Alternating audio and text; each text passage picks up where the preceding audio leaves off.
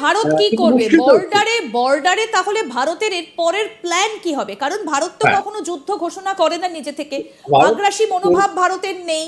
কিন্তু কেউ যদি ভারতের দিকে তাকায় তাহলে তাকে প্রতিহত করতে ভারত দুবার ভাবে না। তাহলে ভারতের এবার কি করণীয়? হ্যাঁ, যদি ভারতের যেমন আমরা কোনো কোথাও ফার্স্ট অ্যাটাক করি না, কেউ যদি আমাদের অ্যাটাক করে তার জবাব আমরা আমরা দেবো, ছেড়ে এটাই দিব। হচ্ছে আমাদের হুম। থিওরি। আমাদের থিওরি ওরা যদি বাংলাদেশ যদি সাহস করে ঢুকে পড়ে তাহলে ওদের 12টা বাজবে, সেটা ওরা তো জানে সেটা করছে না। কিন্তু এই জায়গায় দাঁড়িয়ে যদি ওদের তরফ থেকে বাংলাদেশের আহ, যদি আহ, সংখ্যালঘুদের তরফ থেকে ভারতের কাছে প্রস্তাব আছে যে আমরা বিপন্ন, তোমরা রক্ষা করো, হ্যাঁ, তাহলে ভারত কিন্তু ভাবতে পারে যে এটা কিভাবে তারা করতে পারে। তারা বুঝলি কয়েকটা বাংলাদেশের এলাকা যদি দখল করে নিয়ে সেখানে যদি হিন্দুদেরকে মানে সেখানে সেটেল করাতে পারে, কেন কিছুটা গায়ের জোর না করলে এগুলো হয়তো হবে না। বাংলাদেশের কিছু এলাকা যদি ভারত দখল করে নিতে পারে এবং সেখানে যদি হিন্দুদেরকে মানে নিয়ে আসতে পারে, কিন্তু সেই প্রস্তাবটা তো ওদের তরফ থেকে আগে আসতে হবে না। হট করে যদি আমরা তাদের কোনো এলাকা দখল করি, সেটা আমাদের ইন্ট্রুডার বলে আন্তর্জাতিক মহলে চিহ্নিত হতে পারে, এতে ভারতের সুনাম হয়তো নষ্ট হতে পারে। সেখানকার যদি নাগরিকদের মহল থেকে যদি আমাদের জানানো হয়, তাহলে ভারত সরকার বাংলাদেশকে বলতে পারে তোমরা হিন্দুদের জন্য, সংখ্যালঘুদের জন্য আলাদা ব্যবস্থা করো, আলাদা একটা জায়গা করে দাও, সেখানে যারা নিরাপদে থাকে বা তোমরা রক্ষা করো না।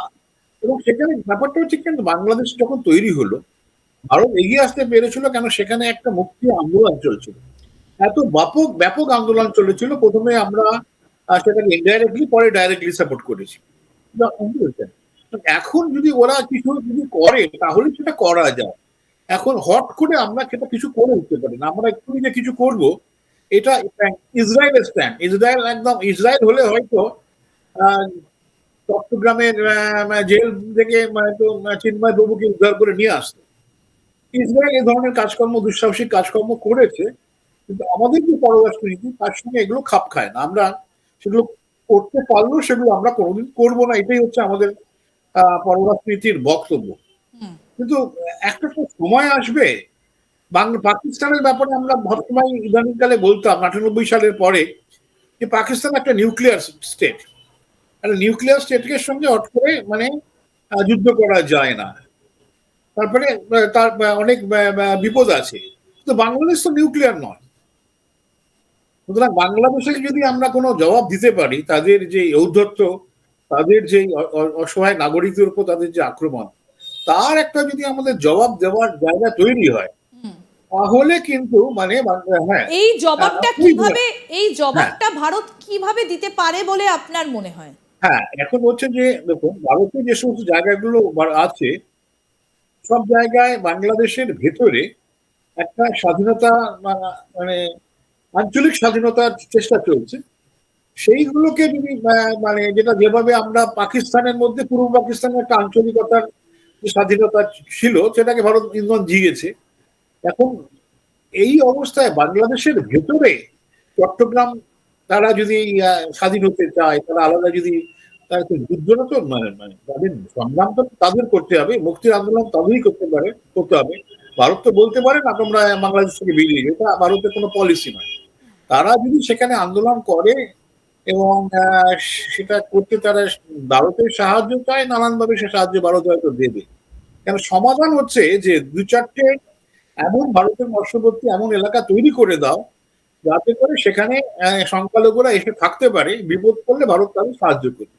এখন সংখ্যালঘুদের মধ্যে যদি এই চেতনা যদি তৈরি হয় যে আমরা একটা, আমাদের সংখ্যালঘু বাংলাদেশের মধ্যে এই জায়গায় আমরা থাকবো, ঠিক। এই তাদের যারা যদি সংঘবদ্ধ হয়, ভারতের সাহায্য চায়, তাহলে হয়তো ভারত কিছু করতে পারে।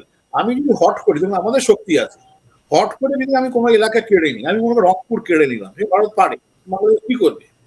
ঠিক আছে, বাংলাদেশ সেখানে করে হিন্দুদের হ্যাঁ আহ্বান করতে পারে তোমরা এখানে রংপুর এসে থাকো, ঠিক আছে, হয়তো কেউ কেউ শুনবে, কিন্তু অনেক দূর থেকে যা কি করে তারা তাদের আটকে দেবে, মারধর ভিটে করবে। মাটি ছেড়ে বা তারা যাবেই বা কেন? যাবে কেন? নিজের জায়গায় সে যদি অন্য অন্য জায়গায় স্টেটের বা অন্য ডিস্ট্রিক্টের বাসিন্দা হয়, সে আসবে কেন? সুতরাং আমরা এগুলো তো বাংলাদেশের ভেতরে কি হবে, সেখানকার মানুষ কি চাইবে, বাংলাদেশের আরো বিভাজন তারা চাইছে কিনা, সেটা নিশ্চয়ই সেখানকার মানুষ জানে। এবং সেখানকার মানুষের, সেখানকার যে সমস্ত মানুষগুলো এসব চাইছে তাদের সঙ্গে নিশ্চয়ই মানে নানানভাবে যোগাযোগ নানান জায়গায় তৈরি হচ্ছে। আপনারা দেখলেন যে আরাকানরা মানে মিয়ানমারের যে রাখাইন স্টেট, সেখানে দীর্ঘদিনের আন্দোলন চলছিল। এখন রাখাইন স্টেটে যারা আরাকান আর্মি অনেক নানান ধরনের পরিবর্তনের পরে একটা তৈরি হলো, অর্গানাইজেশন তৈরি হলো, তারা অনেকগুলো এলাকা দখল করে নিয়েছে। কিন্তু এখন বর্ডারটা বাংলাদেশ মিয়ানমার বর্ডারটা তারা কন্ট্রোল করছে। হ্যাঁ, আচ্ছা। সুতরাং এরকম যদি কিছু স্কোপ থাকতো বাংলাদেশে। এখন আরাকান আর্মি তো চীনের তারা ভক্ত, চীন তাদের পয়সা দেয়, তাদের অস্ত্রশস্ত্র চীন দেয়। আমরা আরাকান করিনি, ওরা আমাদের যে সমস্ত সম্পত্তি আছে মিয়ানমারে তার উপর হামলাও করেছে। পয়সা টয়সা আমাদের যারা যে সমস্ত প্রজেক্টে তাদের কাছে পয়সাও তারা অনেক সময় দাবি করেছে।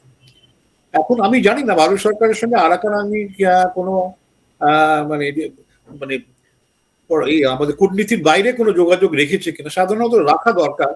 এই সমস্ত সংগঠনের সঙ্গে চীন যেটা করে, চীন দেখুন মিয়ানমারের যে জুনতা যারা মানে মিয়ানমারের যারা শাসক তাদের সঙ্গেও যোগাযোগ রেখেছে, আবার মিয়ানমারের শাসকের বিরোধী এই যে আরাকান আর্মি তার সঙ্গে যোগাযোগ রেখেছে। কিন্তু দুদিক আমরা থেকে তারা সাধারণ কূটনীতিটা চালিয়ে দুদিক গিয়েছে। দিয়েই, এই হ্যাঁ, যে কিন্তু আমাদের এই যে চিন্ময় কৃষ্ণপ্রভু, তার জামিনের আবেদন তো করতেই পারা গেল না। আর রবীন্দ্র ঘোষ তিনি গিয়েছিলেন, তাকে সেদিন হেনস্থা করা হয় এবং তারপরে তিনি আর দাঁড়াতে পারেননি। সেই 2 তারিখ পর্যন্ত অপেক্ষা করতে হবে। কিন্তু প্রশ্নটা হচ্ছে, এখনো কি সেই জানুয়ারি মাসের 20 তারিখ মানে ট্রাম্প যেদিন ক্ষমতায় বসবেন সেই পর্যন্ত কি এই পরিস্থিতি বজায় থাকবে? তারপরে কি অবস্থার বদল ঘটবে বলে আপনি আশাবাদী? দেখুন ব্যাপারটা হচ্ছে কি জানেন তো, ভারত মানে ওইভাবে এগিয়ে আসতে চাইছে না যে তার যে নির্দিষ্ট নীতির বাইরে সে যেতে চাইছে না। এটা তার হয়তো ভাবনা যেসব করতে গেলে ভারতকে যে সিকিউরিটি কাউন্সিলের পার্মানেন্ট মেম্বারশিপ দেওয়া হতে পারে সেটাও তো আটকে যেতে হবে। ভারত ওই জন্য খুব ডাইরেক্ট অ্যাকশনে চাইছে না। ভারত এবং অন্য দেশকেও যে ইউএন কেও বলবে সেটাও আমাদের পলিসির বিরুদ্ধে। হ্যাঁ, এই জায়গায় দাঁড়িয়ে ভারতের আস্থা যে আমেরিকায় যদি প্রশাসন যেটা আসছে, পরিবর্তিত প্রশাসন, ট্রাম্পের যে শাসন আসছে 20শে জানুয়ারি, সেখানে বেশ কিছু যারা ট্রাম্প যাদেরকে মনোনীত করেছেন তার সরকার পরিচালনায়, তারা অনেকেই কিন্তু বাংলাদেশের এই মৌলবাদীর বিরোধী। এবং যিনি ওনার ইন্টেলিজেন্স চিফ হয়েছেন, তিনি কিন্তু তুলসী গাবার্ড, আমরা এই নিয়ে আলোচনাও করেছি। উনি ইসকনের একজন সক্রিয় সদস্য, উনি ভারতীয় নন কিন্তু ইসকনের সক্রিয় সদস্য। এবং ইসকনের উপর যে হামলা হচ্ছে, ইসকনকে ব্যান করবো বলার চেষ্টা হচ্ছে বাংলাদেশে, তার বিরুদ্ধে সোচ্চার হতে পারে। এখন হয়তো যেগুলো আমি জানি না, ট্রাম্পের সঙ্গে, ট্রাম্পের যারা প্রশাসনে আছেন অনেক ভারতীয় আছেন, তাদের সঙ্গে ভারত কতটা যোগাযোগ করছে, কিভাবে তাদের বোঝাচ্ছে আমি জানি না।